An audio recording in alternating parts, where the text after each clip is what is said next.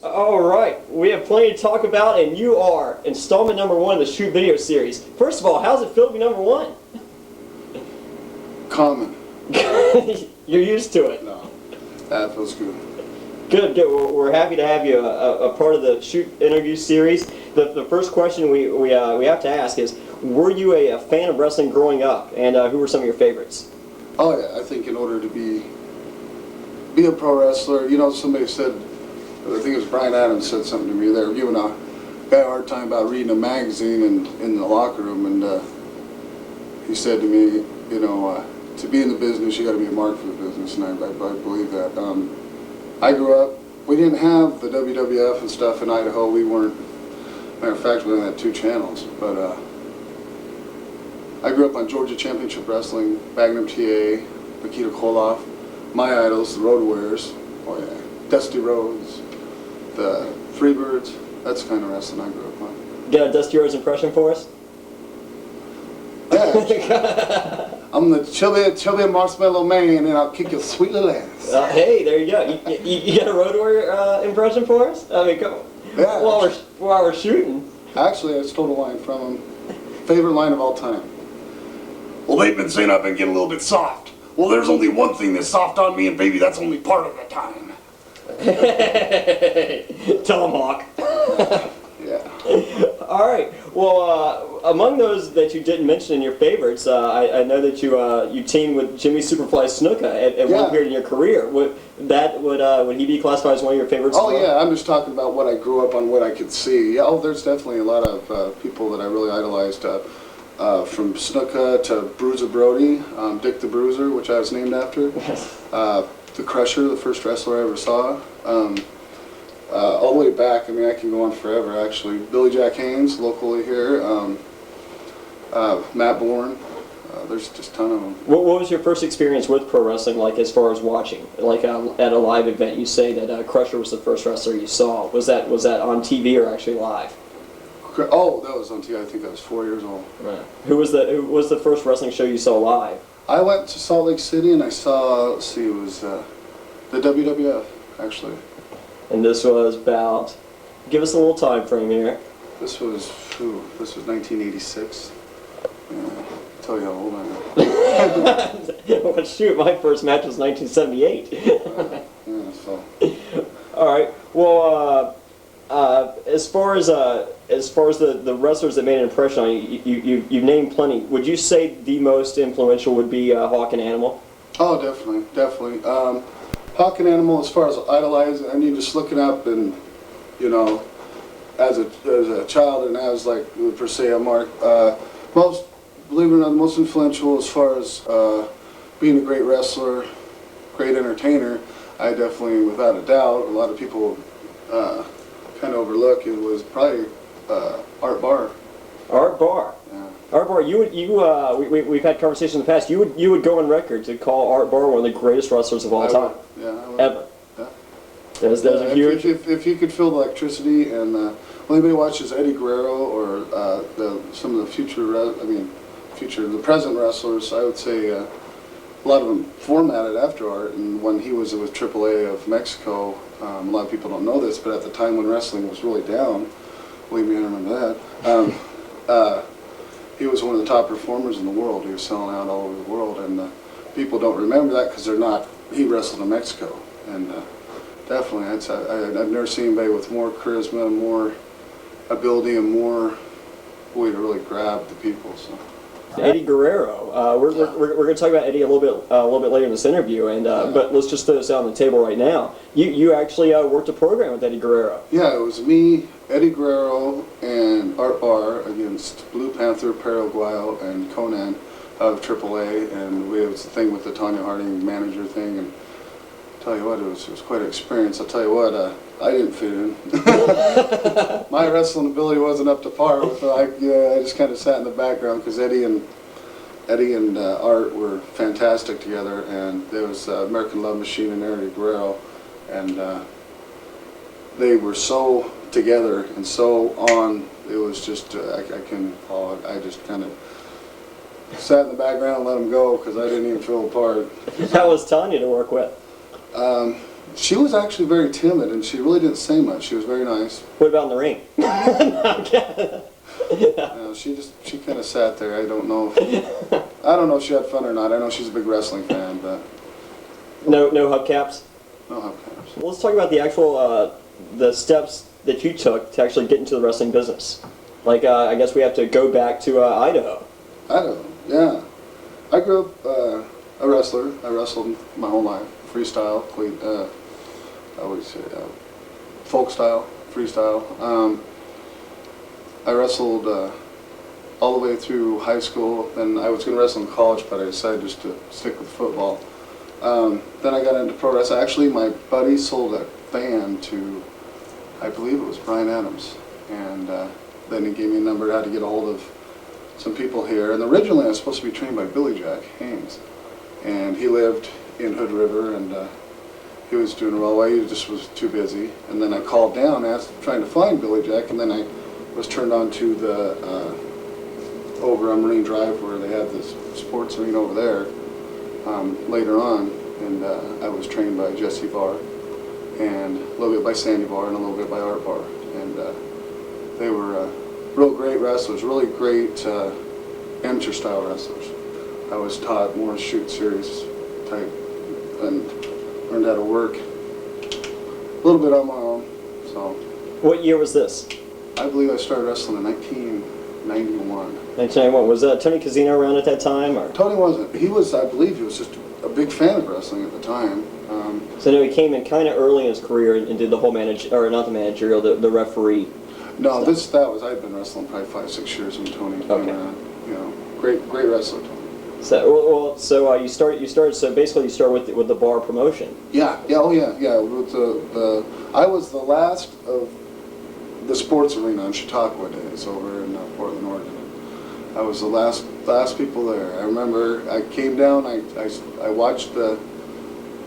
What would you say? I watched the matches, and then I came back from Idaho, and I could probably move back and forth probably 4 times before I finally moved here. And there was. I remember the first match. They had Brian Adams and Billy Jack were running a big angle there. They. This was the whole clan thing. I didn't know much about it, to be honest with you. I didn't even know Portland, because where I'm from, and we don't get a lot of info. The first wrestler I ever saw from Portland, Oregon was Bart Sawyer, actually, in the PWI. He's continued to curse you to this day. It is a curse. And that's a shoot. But no, finally came back, and then I got involved in wrestling, and I got here right when it was really bad. So I know what I've wrestled in front of 7 people before. Whoa! And I've wrestled in front of 20,000 people before in Japan. But I came in. I remember I was like, "Ooh, it's my debut," and I come running out, and I come out, oh, and there wasn't no one there. So I definitely know the downside of wrestling too. So it's. Well, I know that you do have tough man experience, like real life shoot fighting. Yeah. Was that previous to your wrestling? Yeah, I used to do tough man fights, and I did do some shoot fighting actually with Jesse in Japan for Go Promotions, and I wrestled their junior grand champion sumo wrestler, 6'9". He was like 460 when I wrestled him. He was 600 pounds, and I've never been hit so hard in my life, believe me. How'd you fare? I don't remember. Not that It's been a long time. It was me and Jesse against Yamaguchi and Takaro, I think was his name. So he was a monster. So, well, talk. Rewind in time a little bit. How was the tough man stuff? Was that tough? Ha. It was actually, I believe it or not, a lot of the people that from the martial arts, I've studied martial arts, I've studied shoot fight wrestling, and the toughest guys were street fighters. And because I believe it's because they're unpredictable. To where you got martial arts against martial arts, the guys who you kind of can telegraph what they're going to do. To where a street fighter was coming to brawl at you. And at the time, I had probably 4 years Taekwondo, and some boxing, and basically just went in there basically as a Street Fighter style. And the guys would get down in their little stance and this and that, and the guy just and drop them. So, but I mean, I have seen.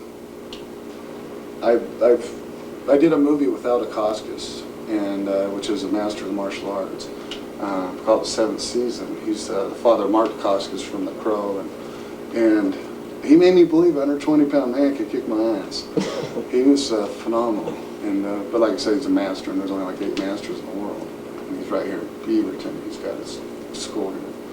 How was the movie experience? Something that you like to get into? Yeah, actually, I just did 3 commercials last week, and I just did an ad for Nike Monday. So I'm really actually trying to pursue that as well as a little bit of the wrestling. So. All right.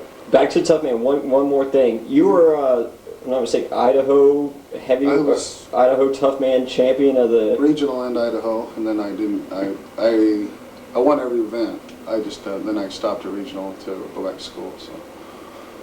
Yeah. Wow. So, like, legit, you could pretty much kick about anybody's ass. Oh, I don't know about that. There's always somebody tougher. What about Tank? You think you can take Tank? This is a shoot.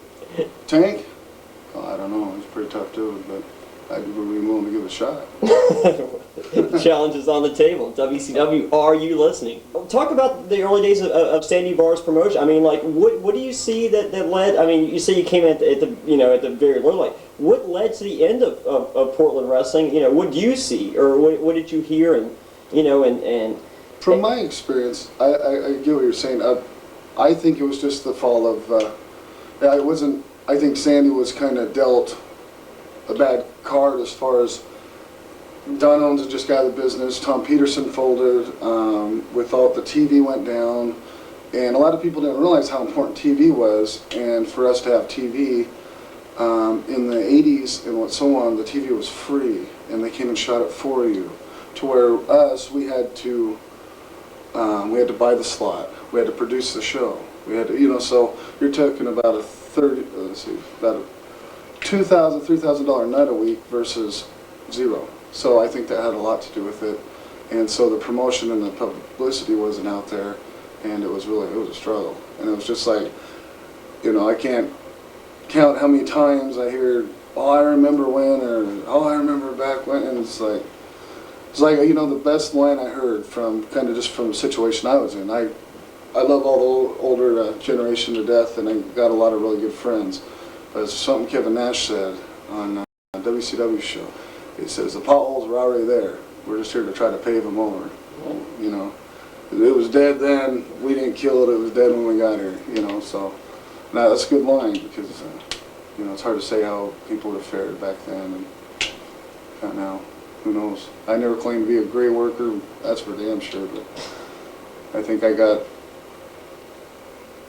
my experience and pushes, whatever you want to say, from a lot of dedication in the gym and keeping just consistency. What do you remember? What do you remember as like one of your most memorable matches in the early years, and then one of your most memorable here recently? Oh man. Well, definitely the ones that got a lot of publicity, like the Tanya Harding match with Eddie and Art. There's a lot of them. With legends such as it was me and Billy Jack Haynes, and Billy Jack Haynes and Superfly Snuka against Jesse Barr, Lou Andrews and Dane Rush. That was definitely Lou the Bull. Yeah. Still going strong. Yeah, the Bull. We all went to school together, to the wrestling school. Me, Lou, Dane. There was a few others that didn't make it through, and then originally we started out as the Pack. There was us 4, and then I kind of went the other way. So a little bit later, we can talk WCW now. Current story. You were around the same time around Sean Stasiak. Yeah, Sean. Sean was actually her first match was with me. He ever had. Jesse was training him. He knew it too. He wasn't because of his wrestling experience stuff. I think he was pushed a little too fast. I think he knows it. It's just like some of the wrestlers today that have wrestled, and I don't think anybody should get in the ring unless they're ready. And another thing, I believe that everybody should be put in a tag match when they first, you know, I believe when they first start, you can't just throw somebody cold turkey. Believe me, I know. I hold the record for the headlock. My first pro match was with Buddy Wayne, and I held him in a headlock for 5 minutes. And it was absolutely the worst match anybody's ever seen. And I'm not afraid to say it. Actually, it's just something to look back and laugh on. Speaking of your tag match, I'm sure you have a comment or two for this situation. I'm sure we'll have Bart here in the near future. But Bart talked about he was with The Rock when The Rock wrestled his first match ever. And it was a tag match, of course, because that's, as you said, that's It's the best way to break someone in business. Absolutely. And I think it was Rock and Bart against Lawler and Dundee. And Lawler and Dundee told Bart not to tag in The Rock. They were like, the kid's way too excited and don't let him in the match. I don't know.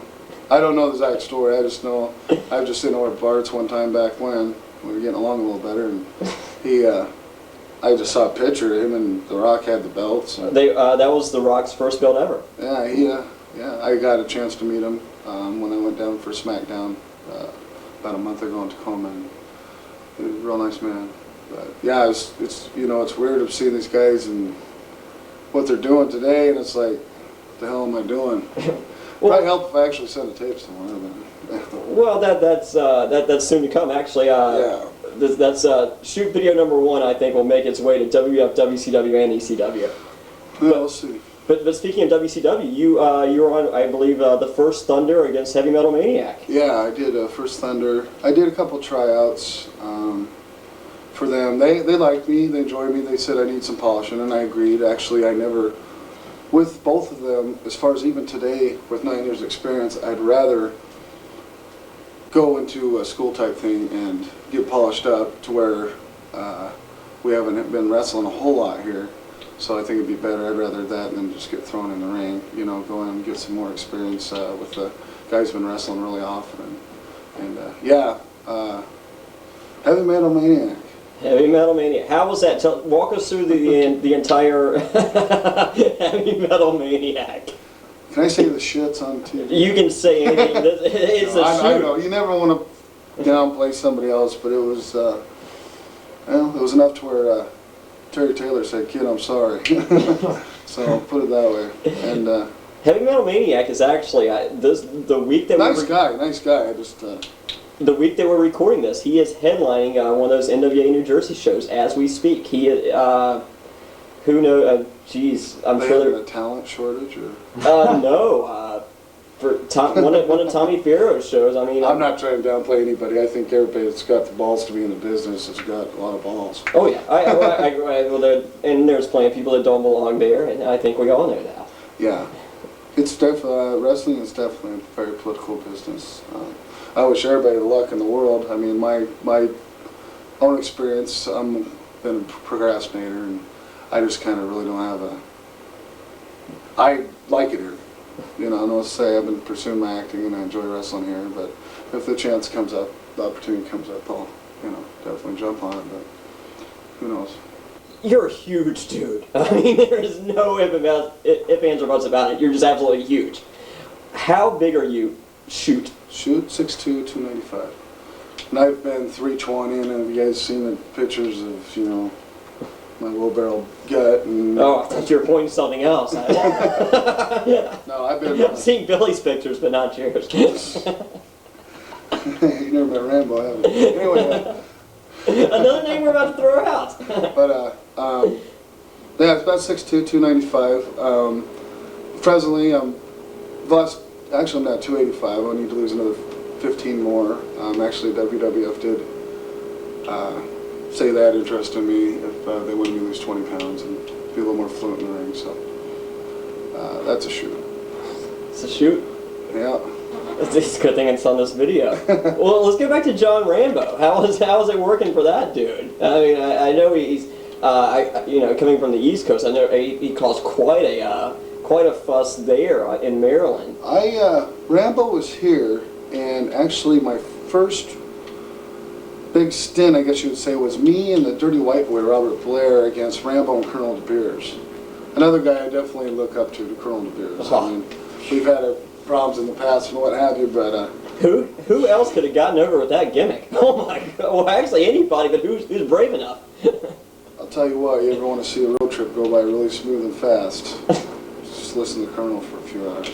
But no, Rebel, I never worked with him back east. I know that some of the guys like Bart and stuff went back and he's got a little program down there in Philadelphia or something like that. And but no, I worked with him quite a bit here, and he was very quiet, didn't talk to anybody. It was really hard to get to know him, and he was quite the character though.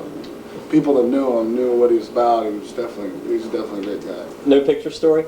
What's that? No picture story? Nothing I want to reveal.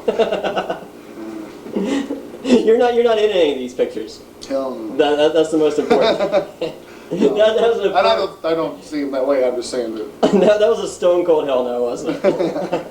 Yeah, definitely. So, all right. Well, you've accomplished a lot here. Let's talk about like the past several months. I mean, it's been growing and growing and growing. You're the Portland Wrestling Heavyweight Champion. Yeah, I've been for a little while now. Former tag team champion. Yeah. Yeah. Former. Former. But keep forgetting. well, that was kind of a weird deal. It was kind of a thing where the belts were kind of put on us, and Mark was actually the champion, and then I became his partner, but I actually didn't win the belt, so I'm not going to take credit for that. So it was actually him and C.W. Bergstrom. So I definitely don't want to take any credit away from C.W. Around here, it's been going really well. We've been wrestling a little bit. There's a couple different promotions, Buttonheads, which here nor there, but I would say I think it's going really well myself. We had a decent crowd last time at the Rosen Theater here in Portland, and hot crowd. Great crowd. Great Hot. crowd. Different really crowd. I believe our next show's going to be really good. Would you agree that it was a different crowd and that might have added to the electricity Yeah, of it? I think that, as far as I'm concerned, as far as promotions and the promoters, I think there's a little misconception of what needs to be done to, what type of crowd to cater to. Everybody's been focusing on the 80s style crowd, and it's not. It's more of They're dead. the offspring, the crazy kids, the listen to the thrash music and what have you. I mean, it's changed. It's not the same. And I was taught old school wrestling. What would you, what you'd say old school wrestling, to our versions different today. And I remember arguing with Sandy and arguing with Jesse, and no, I know, a great match then, unless you are a connoisseur of wrestling and old school wrestling, would be boring today. In some of the newer generation's eyes, to where I could just see the fantastic match it was, and I really miss that actually. I really think it's getting out of hand. I like a lot of the Mexican wrestling. Like some of the best wrestlers in the world. I think today the best wrestlers in the world, I would have to go with like Chris Benoit or right in there with Eddy Guerrero. But the touch and go style of some of the luchador wrestling. No offense to them, got a lot of friends that do it, but I just don't. Too many high spots. No psychology. I mean, as far as being a wrestler, you have to be a good wrestler. I will shoot with this. You have to be a good wrestler, and you have to be good at what you do. And you do need to wrestle, and you do need to know. But it is also an sports entertainment thing, and as well as being a great wrestler, you do need, to get booked and to go on, you have to be an entertainer. So it's really a catch-22, but I think overdoing it, basically I'm getting at, if you have a high spot all the way through a match, what the hell is a high spot or a low spot? Nothing. That's that was the point of doing a Ric Flair versus Ricky Steamboat, right, just with a few high spots added in at the right time. It's all about timing, which is the problem nowadays. Well, the master of it was Al Madrill. Al Madrill. They said boring. That son of a bitch, you grab a headlock and just sit down until he pissed every person off. But I swear to God, that guy got up and just slammed him. Will that still work today? Not as much. Everybody today, there's so much, they want so much, and we gave them so much. Honestly, in my opinion, I think we're for a crash course, because I think that they've seen everything, we've done everything, and there's one thing that Sandy said that kept me around here, actually. I remember when I was getting ready to move back to Idaho and go back, and I was going to go to police school, and I remember he said, hang in there, kid. He goes, every 10 years it does a turn. And it's true, and the wrestling's really big right now, but I'm wondering if it's going to take another crash, so and it probably will, but then it'll come back again. But I believe that we gave them everything, and I mean, even here locally, it's hard to, the people expect a WWF style show or ECW style show, and we're working on a $1,000 budget versus a $3 million budget. You know what I mean? And we try our best, but it's really hard here too because of the rules, and we are the most governed and highly watched state in the nation, and even Vince McMahon telling himself. And we can't bleed here. It happens. We do bleed sometimes, but you know, I mean, and it's to do with HIV and stuff like that, which I kind of agree with. But they want to see that. They want to see it. That's what they want, and they want ECW style matches, and they want to see hardcore, and they want to see this and that. I mean, to be honest with you, there ain't a lot of wrestling in that, and actually, hardcore style matches are probably the easiest matches in the world. But I don't know. A lot of things I think are gonna slow down because they've seen everything, if you know what I'm saying. There's the stories ran out, but it'll come back again. What do you think of the word shoot in the year 2000? I mean, I think that, my honest opinion, shoot, I have a lot of respect for that word. I don't like where wrestling's gone as far as where from the boys to people and the internet. I know everybody's having fun with it, but it really doesn't mean anything anymore. And I think that believability's shot all to hell, and that pisses me off. From using the term shoot too loosely. To shoot, to work, to whatever. I will say that on camera, and it's very disappointing, actually, for me anyway, because of the way I was taught and what I believed, and I believe in protecting what you do and protecting the business and the things around you. So it's very frustrating for me to see the crap that goes on, and we got people calling matches before they happen, and I don't know. It's hard to. I wouldn't even be talking like this a little bit if I didn't. This is the way it is, and it sucks. But, oh well. Do you think people like The Rock have destroyed the word shoot by bringing out words like jabroni to the average wrestling fan? Like, you know, a word that was sacred to the boys. Yeah, a lot of words that are sacred to the boys. I'm seeing them flipping license plates now. Well, we know where that's at. But, yeah, you know, when you love something, you protect it.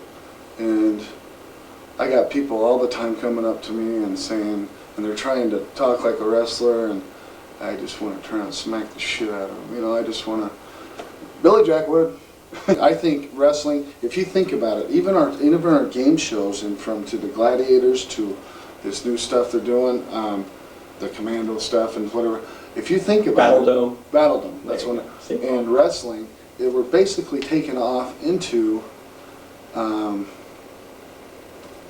what we used to make fun of, like the Running Man. And so we're actually becoming that. I believe that. And it's just like I'm doing a comic book right now with Dark Horse. Actually, it comes out this month, volume 5. They've got me as myself in real pictures, and then 6 I come out as a character in a comic book. And it's called Battle Gods. And it is a wrestling comic book about the future and about the chalk. And it's actually based on the AAA wrestling. And it's very, very, very cool. But it's just like, it's almost like, it's really cool because the wrestlers, like the sperm buckles are spring loaded, and the guys are shooting off and they're actually fighting in the air, and so it's pretty neat. Definitely check that out. But yeah, it's definitely it's becoming what we mocked back then. We're actually becoming the Running Man, and who knows what's next, you know? More Terry Funk exploding ring matches. Yeah, I've done a few of those. Yeah, they're not in Japan. They take off the ropes, put barbed wire on them, and put little explosives in them. Done a couple of those. They're not real fun. Hey, guess what? They're real. Yeah. For all the people out there listening, this is a shoot video. Yeah. That's real barbed wire. It really hurts. Real burns. We actually, their next match is me and Bart with a 20-foot big chain strapped to each other. Oh, that chain is a little too big. Yeah, it's pretty big. I mean, that's an actual chain that you would use to tow a car. That's Blotto's chain. He's one of my students. He's 420 pounds from Estacada, Oregon. And he's a very big man, and it's actually something that he carries around with him. So, chews on it, from what I hear. You know, he bites some bitch in half. I've seen him wrestling. I've seen him shoot wrestling. He's a tough man. All right. Well, I have three names throughout there, really quick. Next to last name will be Rob Van Dam. Rob Van Dam, very incredibly talented. Actually, I'm more impressed with his actually physical ability than I am his work ability. Do you think he lacks psychology? I think he's just more real about in life. I think he's more of a serious person. That's my opinion. I don't know him, so it's hard to say. But from what I've seen, he's just incredibly talented and very gifted physically. So I mean, I think he's more of, and you need that. I believe in every promotion you need a variety of each kind. You need from fat to skinny to ugly to, you know. So I think he brings that to the ring. All right, next to last name is Hulk Hogan. Hulk Hogan. I don't think... If you put him over, we have to edit it out. And that's so funny that you say that, because there was a time when that was unheard of to even talk like that about Hulk Hogan. I've met Hulk Hogan. He's one of the nicest people I've ever met. And that's my experience. And he's a good friend. I used to live with Scott Norton, Flash, very big in Japan, and they're very good friends. Very, very big in the States. Oh. Jesus, are you kidding me? Well, yeah, I mean, but I'm just saying that that's his mainstay, basically. But Hogan, I cannot say workability, what he's done for the sport. You can't say more about anybody than Hulk Hogan. I'm sorry, but he's made wrestling what it is. And nowadays we're taking it. Now we got people like The Rock and Stone Cold and Goldberg taking it to the next level. But people need to not forget. Well, it's just like I was told, never forget where he came from. And definitely, he's done a lot for the sport. All right, the last name I have to throw out there, and I'm sure you're going to put this guy over because he's so talented. Bruiser Brian Cox. Bruiser Brian, when I think of Bruiser Brian Cox, I think believe it or not, I'm the most I pick myself apart a lot, and I believe in myself tremendously, but I don't believe as a shoot. I think I'm the shitty worker. I wouldn't say shitty, but I think I definitely need improvement. I know myself, I've busted my ass. I've earned everything I've got. I have nobody in this business. I have no family here. I've done everything on my own, and I'm proud of that. And I went from a kid that wanted to be a wrestler to the Booker to the heavyweight champion, and possibly going on here in the next couple months to a bigger promotion. And I'm proud of the fact that I've done everything on my own, and no one's done crap for me, you know, except for the pushes that the promoters gave me. So I got a long ways to go, but hopefully, who knows? Who knows? Maybe something will work out. If not, keep pursuing other things and keep going. So it's about that. Well, Brian, thanks for your time. This has been tremendous. This is Portland Wrestling Shoot Video #1. Bruiser Brian Cox, thank you for your time. You're great.